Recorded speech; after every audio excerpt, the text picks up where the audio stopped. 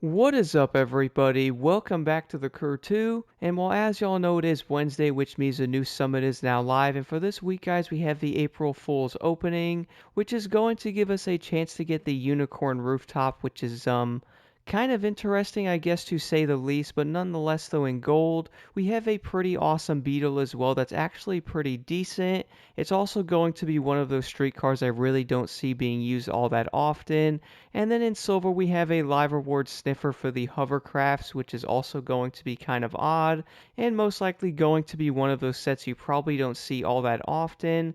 But moving over to next week's summit, guys, I have a feeling is going to be insanely intense. So French is once again making a return back into the game with the Devo Magma Edition. This is probably going to be one of the most sought after Bugattis and or cars in the entire game. So I do have a feeling the summit's going to be pretty insane, but if you guys were wondering, it's also going to be a pretty fun summit as well. A nice mix of events is definitely going to make this one pretty interesting, and you will be able to test out the Bugatti if you guys don't actually have this car either. I do remember that Renault race being pretty interesting, so I can't wait to do this one again and really see what things have changed with some of these vehicles and or actually jumping into some cars I really haven't used in a long time. But moving over to the next summit, guys, is going to be the Wheels Clash, which is going to have a BMW bike and or BMW car behind it.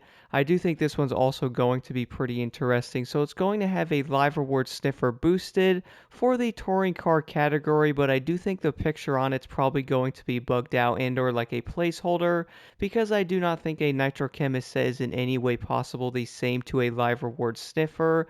I would also say a nitrochemist set is probably going to be a lot better for this class though, mainly because having something like a live reward sniffer on a touring car vehicle is probably not going to be something a lot of players are going to use. And then in gold, we're going to have the Z4 Rally Raid Edition, which is also going to be a Rally Raid car I really have not used at all. And then moving over to the next summit, guys, 70s Racing Glory. I can't wait to do this one. That Porsche 935 2.0 is probably going to be a car a lot of players are going to go after, especially due to the fact that many of the touring cars are going to be so dang fun to use now, and also a lot better than they used to be, so I cannot wait to see how this 935 is going to do.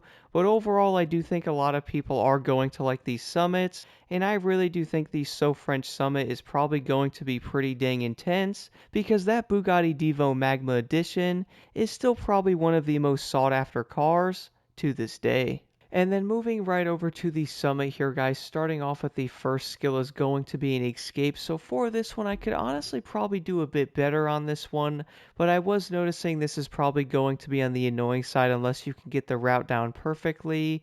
I actually decided to jump into one of the Rally Raid vehicles and see if I can get over 4,000 yards. And surely enough, I did manage to get around 140,000 points doing that. To be honest, guys, I wouldn't go crazy on this one trying to get a crazy score because I really don't think 17,000 points is probably going to make a big difference on this summit anyway, because to be honest, I really feel like this summit is going to be pretty annoying for many players with how these events are set up. But moving over to the next skill though is going to be a low altitude, and for this one, I once again ran the Zivko Edge 540 V3, which I still think is going to be one of the best planes to run. And luckily for this low altitude, all you guys basically have to do is start off and then follow the highway until the timer runs out. So luckily this one's going to be pretty easy. And then moving over to the next skill is going to be an escape, and this one is going to be with a boat. And for this one, guys, I would say everybody's basically going to run the 1414 Demon. Do keep in mind in the beginning of this escape, though, it's going to be a bit wonky. There's going to be a lot of rocks and stuff you can run into. I noticed jumping over a few areas might actually help with the time on this one as well. But moving over to the first event is actually going to be a drift race, guys, with the Crown Victoria Limousine. Yes, you actually did hear that right. You're going to have to drift a limo. I know this is probably going to be kind of wonky because it honestly feels like you're drifting a train. I guess Thomas the Train is definitely coming into drift now because that's basically how it feels. I really don't know how I feel about actually using a limousine to drift, but I would say keeping your multiplier up with this is probably going to be the most difficult part. I notice even if you are sliding with the car slightly, it's not going to count. So definitely keep that car sideways as much as you can is definitely going to be the best way to complete this. But stay tuned for the video on this limousine later on this week, guys, as well. I do want to go over a couple of things with it and also give my honest thoughts on a limousine drift car because that's honestly pretty odd. But moving over to the next event, you guys will have to use a monster truck on one of the Dominion Forsberg frozen tracks, which at first I kind of thought this was going to be pretty terrible, but to be honest, it's really not that bad. I actually found the monster truck to do pretty dang good on the ice tracks, which I would say this is going to be one of those events that a lot of people don't like to begin with. I do know a lot of the frozen tracks had a lot of negative comments on them, but luckily, the monster truck is going to be pretty simple, guys. It's also going to go for this event as well. I actually used the Nissan on this event because I really did not see a point of changing. The 370Z monster truck seemed to do pretty dang good on both of the ice tracks, and luckily it was insanely easy to maneuver on the ice as well. I really wasn't sliding all that much, which I do think is going to make this a bit easier. But moving over to the touring car event, guys, is going to be one of the Into the Storm races. And this is going to be one of those events with a lot of wind and or dust as well, so you're probably not going to be able to see that well. I was actually using the Mini Cooper S, which is probably not the greatest vehicle to run. I would say the main reason for that is going to be the size of this car because my goodness, the wind was pushing it everywhere. But then again, on this event, the wind basically pushes every single vehicle anyway. But I would definitely recommend trying out the Mini Cooper S, guys, because it seems like a pretty decent car. It's also going to have a pretty impressive top speed as well, but moving over to the next event I would say is going to be the easiest one in the entire summit. You guys will have to use an air race plane and do one of the rally raid events. I actually found this event to be insanely simple, so the biggest tip I can give though is make sure you guys do fly kind of low when grabbing the checkpoints because if you don't, I notice you can easily miss the checkpoints when using the planes on these type of events, so I would recommend flying kind of low. But besides that, I would say this event is going to be pretty dang easy. And then moving over to the final event in the summit, guys, you will have to use a hovercraft on a motocross event, which honestly upon first glance really makes no sense whatsoever, but luckily with a few tweaks to the proto BumbleBEEX, I noticed this thing wasn't all that bad. I really can't see why a lot of people don't like the hovercrafts though, because my goodness they are wonky, and I do feel like the proto Speedster is still going to remain one of the best ones, but overall, I wouldn't say the Bumble's going to be that bad. By the way, guys, do keep in mind this is a hovercraft, so you can actually bounce off walls and or stuff like that and not really lose speed, which I was finding that to be pretty dang helpful on this event. And I really do think that's going to help out because it really is a wonky race. But overall, I do want to know what you guys think about this summit. I feel like this one's going to have a lot of mixed opinions. Some of the events are definitely kind of odd, and I do feel like this escape here is definitely going to be on the interesting side, especially when it comes to the off-road escapes on the Crew 2. But if you guys have any questions at all, let me know in the comments below.